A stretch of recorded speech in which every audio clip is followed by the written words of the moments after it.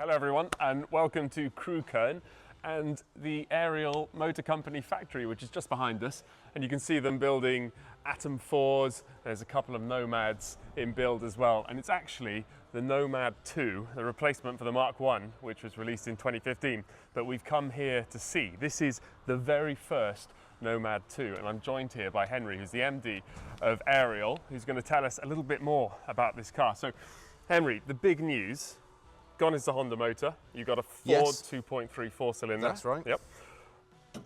Bigger tubing. Bigger tubes, much like stiffer, the Atom isn't 4. It is much stiffer. It's over 60% stiffer. Okay, massively than the Nomad stiffer. 1. It's a bigger car in terms of footprint as well. It is wider, a little longer? bit longer. It's a little bit wider. The track is slightly wider. The wheels are slightly larger, and that's all in an effort to make it easier to live with, better on road, better on track, faster, more stable at speed, more suspension travel. Okay, so more everything. And just briefly tell us then, who is this car for? Because we all know about the Atom. The Atom is basically a road car that can go to Silverstone and, you know, hang out with the really, really serious stuff. But the Nomad, that goes the other way, doesn't it? It does. Well, the Nomad sort of goes both ways, really. The standard car is kind of it will do anything. It's a great road car. You can take it on track and it will be fun. You can take it onto Salisbury Plain or some light green lanes, something like that, if you're into that sort of thing. Or you can modify it like this car. We've modified this one as a sports car. So this is not too many off-roady options. It's big brakes, lots of power, good dampers, no winches, no bumpers, no underbody protection. So this one is going to be pretty fast on the road, pretty good round a track, but you can take it the other way. Go with the winches, the off-road lights, all the underbody protection, and go and take it through knee-deep mud if you want to. And we're going to see one of those later We are this year, going to be building that car later this year, so if you want to come back and have another go and see how stuck you can get it. Absolutely, take it up to Sweet Lamb. Let's talk about power for a moment. The old car had about 230. This new car starts at 260, and then you can sort of amp it up to 300. And I was doing a little bit of research before coming down here. Even at 260 in the base tune, you've got a power to weight ratio that is basically the same as a 911 Turbo S, and a footprint the size of a Kia Picanto. So the Ariel spirit is still live and kicking in this car, even though it's a bit bigger and a bit more grown up than before. And that's one thing that we really didn't want to lose out of Nomad 1, was its nomadness. So we did spend quite a long time on the road, off-road, keeping those driving dynamics, with it kind of leaning over, ducking and diving under braking and looking at the sky when you're accelerating.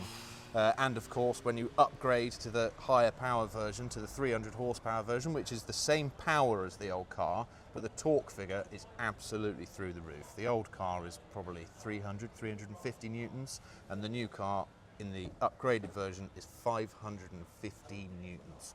Okay, and we're going to find out how that manifests on the road. So, like an Atom, the upgraded Nomad will come with an adjustable boost system, so you can dial it back to position 1, which is your 260 horsepower, fairly sort of mellow on the road, still very brisk, but then into position 2 you get full power and around 90% of the torque delivery with a nice smooth curve, so it's not too aggressive. And then put it into number 3, put your mates in the passenger seat and see how long you can keep the wheels spinning. Quite. Now look, one of the things that we've always loved about Atoms is the quality of the manufacturing, and obviously the sort of skeletonized nature of the car, which puts it all on display. So let's just move around the car, because I read somewhere that only the filler cap and the steering wheel are carried over from the old Nomad. That's right, yes. So I mean, it is an entirely new car. The whole car is brand new. So let's start with these dampers, for example. You've got remote reservoir dampers on there, IBAC springs, and tell us a little bit about those, because presumably there's some sort of choice in terms of the suspension control. So this is an upgraded damper. This is an Öhlins option, which is a 3-way adjustable. It's got WRC internals, so if you want to go absolutely flying around Sweet Lamb and do a long, very high jump, absolutely go for it. We've done it, we've been there, and that's how we test these cars. We go up to Sweet Lamb and we just go round and round and round until something breaks, then we fix it, keep going around and round, and if we can do 2 days without anything breaking or falling off, and just go around with it in the evening with a spanner, check everything's on there, I think we've done pretty well. So as I said, this is the option damper, 3-way adjustable. The standard damper will be fixed, but will be still very good, very compliant on off-road. Is that more road? So the standard, standard setup, is it road leaning? It's difficult. It's a bit easier with an Atom for a standard setup because it just has to go down the road, and it doesn't need to perform on track. It doesn't have to perform off-road. Whereas the Nomad, we have to have quite a happy medium between soft enough to be good off-road, but firm enough to be good if the customer wants to go round a track. There will be another option of a Bilstein damper, which will be a lot softer than the standard. And then we've got the Öhlins, which is harder than the standard, which is better for track use and high-speed off-road use. Double wishbones front and rear. Has the geometry changed markedly from before? Obviously, it's a wider car, but in terms of the sort of behaviour and dive and squat and... It hasn't changed. We have added a very small percentage of anti-squat and anti-dive, and it makes the car slightly more precise. And that is because we wanted to do that because there's so much more power. I don't think I would want to drive a Nomad 1 with 515 newtons. I think it would be quite wild. So basically, you've had a duty of care to put some anti-dive into it. Yeah, right. And it makes it an easier car to have fun in. But we haven't lost the Nomad feeling of it, ducking, diving, leaning around in the corners. Sure. You still get all that stuff.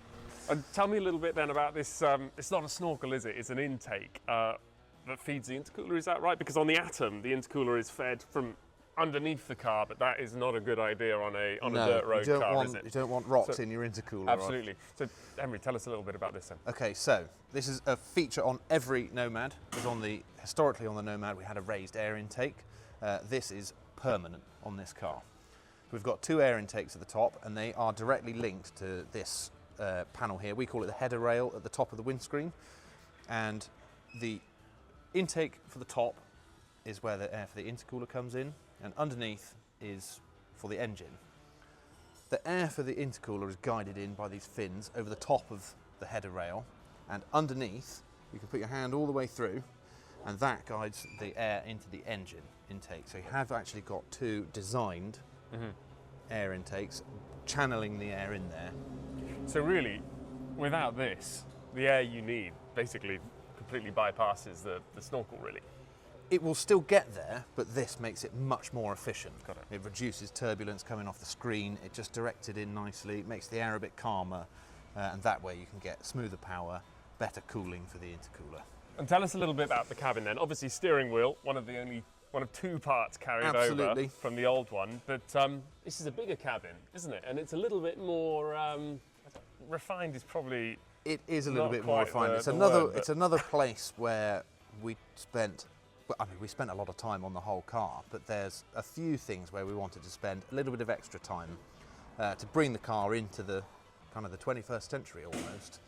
The old car had an LCD type display, and this has got a full colour TFT screen.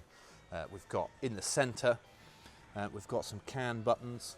So instead of having lots of separate switches with lots of wires coming out the back, which makes the wiring a bit fiddly and complicated and not that neat, we've got a small panel that we can activate different buttons for different things. When you get in the car shortly, have you driven an Atom 4? I have driven an Atom 4. It's a very familiar place to be. You sit down and you think, yes, I'm in my Ariel. It feels as it should. We haven't changed any of the driving position or anything from the Atom 4 because we're very happy with that. We spent a lot of time there. The only difference is we can now supply a wider seat. Okay. And what's the take-up on that, out of interest? It's 50-50. Okay. And it's not... Some people just want a wider seat for comfort. Sure. Because the standard seat is pretty snug. I'm not too bad in the standard seat. I'm 6'2" and nearly 100 kilograms, and I fit into the standard seat absolutely fine. It's just, if some of our customers want some padding on the seat, so we would advise then to have the wider seat, to put the padding in, so you retain the kind of the snugness of the seat with your own padding.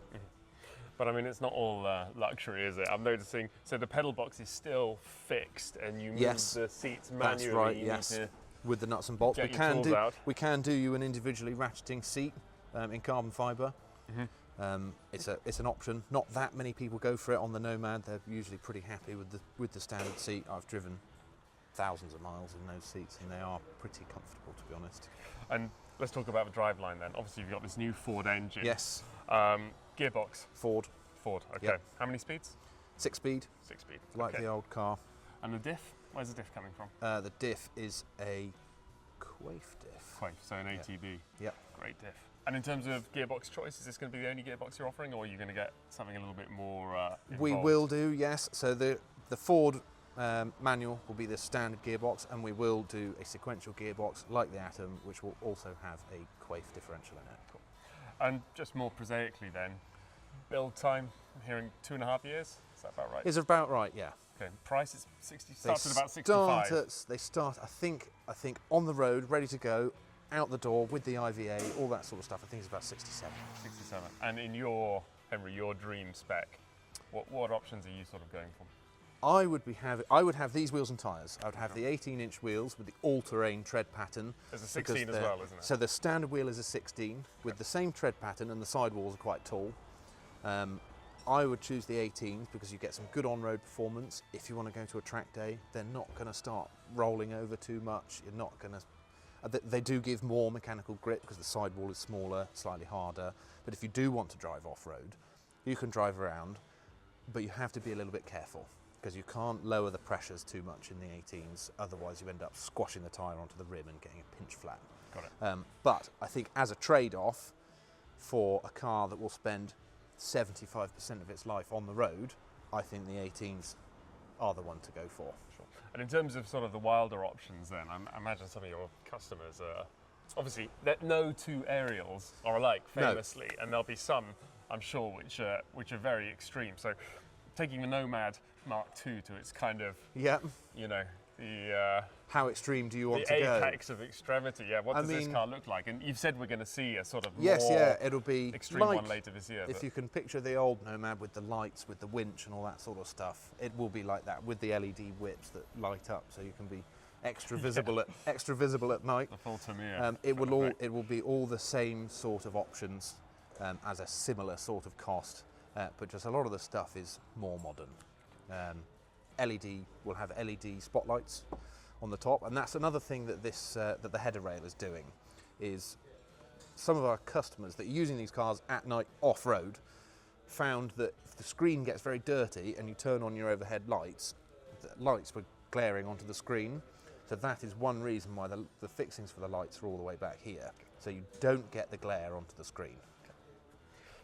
And talk to me about storage, because I've seen some, I don't know if they were renders or images of the Mark II with, you know, Dakar style. So this is another thing where we listen to our customers. We initially with the Nomad 1, we just went with a spare wheel carrier, and that was it. We then had some guys saying, "Can I have a bike rack?" So we made a bike rack. Then we had people saying, "Can I have a box?" So we took a spare wheel carrier, cut the spare wheel carrier off, put a plate down so you can then mount a box to it. So we have taken all of that into consideration, and you can now have any sort of combination of boxes, bike racks, spare wheels. In the area at the back here, you can have 2 small boxes, 1 big box, 2 bike racks and a box, a spare wheel and 2 bike racks, just a rack if you just want to kind of strap a soft bag onto it, and there's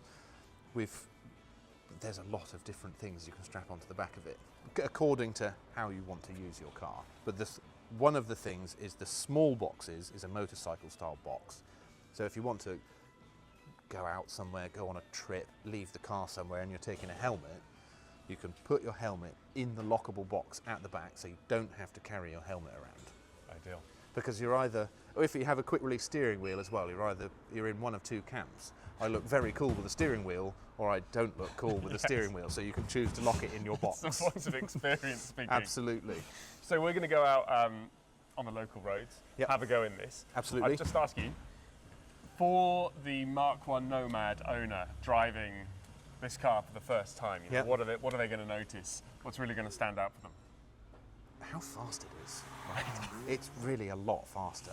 But as we've talked about with that big torque figure, it's much more immediate than the old car. Right. It is, and that was one thing that happened from Atom 3 to Atom 4 as well.